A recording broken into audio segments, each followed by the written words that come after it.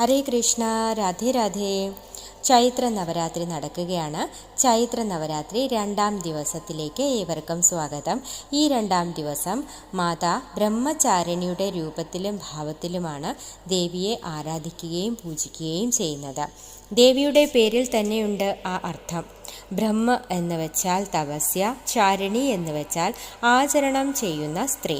ദുർഗാദേവിയുടെ ഈ 2ാം സ്വരൂപം തപസ്യയുടെ പവിത്രമായ ആചരണത്തിനെ വ്യക്തമാക്കുന്നു.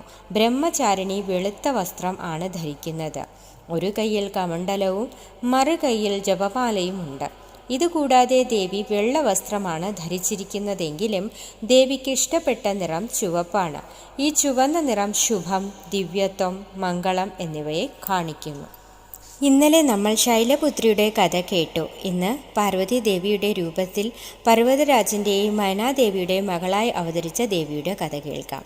സർവ്വവിദ്യാപാരംഗതയായി തീർന്ന ശേഷം വിവാഹയോഗ്യയായപ്പോൾ നാരദമുനി കൊട്ടാരത്തിലെത്തി.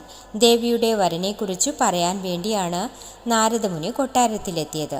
നാരദമുനിയെ കണ്ട കുഞ്ഞു പാർവതി സ്വാഗതം ചെയ്തു. ഇതേ സമയം നാരദമുനി ശിവഭഗവാന്റെ സ്തുതികൾ പാടാനായി തുടങ്ങി. മഹാദേവന്റെ ഗുണങ്ങൾ കേട്ട് ദേവി വളരെയധികം ആകർഷിതയായി. നാരദമുനി ഹിമാലയരാജനോട് പറഞ്ഞു, ദേവിയുടെ വിവാഹം ശിവഭഗവാനോടൊപ്പം നടക്കുമെന്ന്. പർവ്വതരാജൻ നാരദമുനിയുടെ വാക്കുകൾ ശിരസാ വഹിച്ച് തൻ്റെ പുത്രിയെയും കൊണ്ട് ശിവഭഗവാന്റെ അടുത്ത് എത്തുന്നു. കൂടാതെ പർവ്വതരാജൻ ദേവിയെ കല്യാണം കഴിക്കണമെന്ന ഇച്ഛയും പ്രകടിപ്പിക്കുന്നു. കൂടാതെ ശിവഭഗവാന്റെ സേവയ്ക്കായി ദേവിയെ അവിടെ 2 തോഴിമാരോടൊപ്പം വിടുകയും ചെയ്യുന്നു. പക്ഷേ ശിവഭഗവാനാകട്ടെ വൈരാഗിയായി തീർന്നു കഴിഞ്ഞിരുന്നു. സതീദേവിയുടെ വിയോഗത്തിൽ അദ്ദേഹം പൂർണ്ണ വൈരാഗിയായി മാറിയിരുന്നു. അദ്ദേഹത്തിന് യാതൊരു ചലനവും അദ്ദേഹത്തിൻ്റെ ഹൃദയത്തിനും ഉണ്ടായില്ല. അദ്ദേഹം തപസ്യയിൽ ലീനനായിരുന്നു. ഇത് കണ്ട് മറ്റു ദേവന്മാരെല്ലാം വളരെ ചിന്തയിലാണ്ടു. അവർ ചിന്തിച്ചു, ഇങ്ങനെ മുന്നോട്ടു പോയാൽ മഹാദേവന്റെയും ദേവി പാർവതിയും തമ്മിലുള്ള കല്യാണവും നടക്കില്ല. ഇങ്ങനെ ചിന്തിച്ച ദേവന്മാർ കാമദേവനെ ശിവഭഗവാന്റെ തപസ് മുടക്കാനായി അയച്ചു. കാമദേവൻ ശിവഭഗവാനെ തപസ്സിൽ നിന്നും ഉണർത്താനായി അവിടെ എത്തി. കാമദേവൻ ഒരു വസന്തകാലം തന്നെ സൃഷ്ടിച്ചു. കൂടാതെ തൻ്റെ വ്യത്യസ്തമായ ബാണങ്ങളാൽ ശിവഭഗവാനെ തപസ് മുടക്കാനായി ശ്രമിച്ചു. ശിവഭഗവാൻ ഇതിൽ ക്രോധിതനായി കാമദേവനെ ഭസ്മമാക്കി. ഈ സംഭവത്തിന് ശേഷം ഭഗവാനും അപ്രത്യക്ഷനായി. അതുകൂടാതെ തന്നെ പാർവതീദേവി തൻ്റെ സഖികളോടൊപ്പം തിരിച്ച് പർവ്വതരാജന്റെ കൊട്ടാരത്തിലേക്ക് വന്നു. പാർവതീദേവി തിരിച്ചു കൊട്ടാരത്തിലെത്തിയെങ്കിലും ശിവഭഗവാനോടുള്ള വേർപാട് വളരെ കഠിനമായി തോന്നി. ഇതേ നടക്കുന്ന സമയത്ത് നാരദമുനി വീണ്ടും പാർവ്വതരാജനെ കാണാനായി അവിടെ എത്തുകയാണ്. പാർവതീദേവിയോട് അദ്ദേഹം കഠോരമായ തപസ്സനുഷ്ഠിക്കാനായി പറഞ്ഞു. ശിവഭഗവാനോട് ഇതിനു മുൻപ് ദേവി ചെറിയൊരു അഹങ്കാരഭാവത്തിലാണ് അദ്ദേഹത്തെ പ്രസന്നനാക്കാനായി ശ്രമിച്ചത്. അതുകൊണ്ടാണ് ഇങ്ങനെയൊക്കെ സംഭവിച്ചതെന്നും ഇനി കഠോരമായി തപസ്സനുഷ്ഠിക്കേണ്ടത് ആവശ്യമാണെന്നും നാരദമുനി ദേവിക്ക് പറഞ്ഞു. കൂടാതെ പഞ്ചാക്ഷരി മന്ത്രവും പറഞ്ഞു കൊടുത്തു. ഓം നമഃ ശിവായ.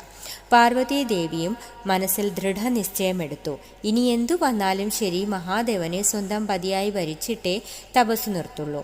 തൻ്റെ മാതാപിതാക്കളുടെ ആജ്ഞയും ആശീർവാദവും വാങ്ങി തൻ്റെ 2 സഖിമാരോടൊപ്പം, അതായത് ജയയും വിജയയുടെയും കൂടെ ഗംഗാനദിയുടെ ഉൽപ്പത്തിയുടെ സ്ഥാനത്ത്, അതായത് ഗംഗോത്രിയിൽ പോയി ഘോര തപസ് അനുഷ്ഠിച്ചു. വലിയ വലിയ ഋഷിമുനിമാർക്ക് പോലും ചെയ്യാൻ കഴിയാത്ത കഠോര തപസ്സാണ് ദേവി അനുഷ്ഠിച്ചത്. ചൂട് സമയത്ത് ജ്വലിക്കുന്ന തീയുടെ മധ്യത്തിൽ നിന്നും രാത്രിയെന്നോ പകലെന്നോ ഇല്ലാതെ പഞ്ചാക്ഷരി പറഞ്ഞു തപസ് ചെയ്തു. മഴ സമയത്ത് ഉയരത്തിലുള്ള പാറയുടെ പുറത്തു നിന്ന് കൊടും കാറ്റും മഴയും നനഞ്ഞ് പഞ്ചാക്ഷരി മന്ത്രം ജപിച്ച് തപസ്സനുഷ്ഠിച്ചു. തണുപ്പ് സമയത്താകട്ടെ വളരെയധികം തണുപ്പുള്ള, അതായത് തണുത്തു മരവിച്ച് കിടക്കുന്ന വെള്ളത്തിൽ നിന്ന് രാത്രിയും പകലെന്നും വ്യത്യാസമില്ലാതെ തപസ് ചെയ്തു. പക്ഷേ ദേവിയുടെ മനോബലം ഇതൊന്നുകൊണ്ടും ഒട്ടും തന്നെ കുറഞ്ഞില്ല. ഇടയ്ക്ക് എന്തെങ്കിലും ഫലം കഴിക്കും. ആഹാരത്തിൽ വളരെയധികം വ്യത്യാസങ്ങൾ വരുത്തി ചിലപ്പോൾ ഇല മാത്രം ഭക്ഷിക്കാനായി തുടങ്ങി. തപസ്സിൻ്റെ കാഠിന്യമനുസരിച്ച് ദേവി ഇല ഭക്ഷണവും നിർത്തി. അങ്ങനെയാണ് ദേവിക്ക് അപർണ എന്ന ഒരു പേര് കൂടി വന്നത്. ഇങ്ങനെ തപസ് ചെയ്ത് ഏകദേശം 3000 വർഷങ്ങൾ കഴിഞ്ഞു. തപസ്സിൻ്റെ ശക്തി കൊണ്ട് ദേവന്മാർക്കും ഭൂമിക്കുമൊക്കെ ചൂട് പിടിക്കാനായി തുടങ്ങി. അപ്പോൾ ഇങ്ങനെയാണ് ദേവിക്ക് ബ്രഹ്മചാരിണി എന്ന പേര് വന്നത്. ഇന്ന് ചൈത്ര നവരാത്രിയിൽ ദേവിയുടെ ഈ സ്വരൂപത്തെയാണ്, അതായത് ബ്രഹ്മചാരിണി സ്വരൂപത്തെയാണ് പൂജിച്ച് ആരാധിക്കുന്നത്. ദേവിക്ക് ആലിൻ്റെ പൂക്കൾ വളരെ ഇഷ്ടമാണ്. ഇന്നേ ദിനം ദേവിക്ക് ആലിൻ്റെ പൂക്കൾ അർപ്പിച്ച് പ്രാർത്ഥിക്കാവുന്നതാണ്. ദേവിക്ക് ചുവന്ന നിറത്തിലുള്ള പുഷ്പങ്ങളും വളരെ ഇഷ്ടമാണ്, അതും അർപ്പിക്കാം. അതുപോലെ തന്നെ ദേവിക്ക് വെളുത്ത നിറത്തിലുള്ള പ്രസാദവും അർപ്പിക്കാവുന്നതാണ്.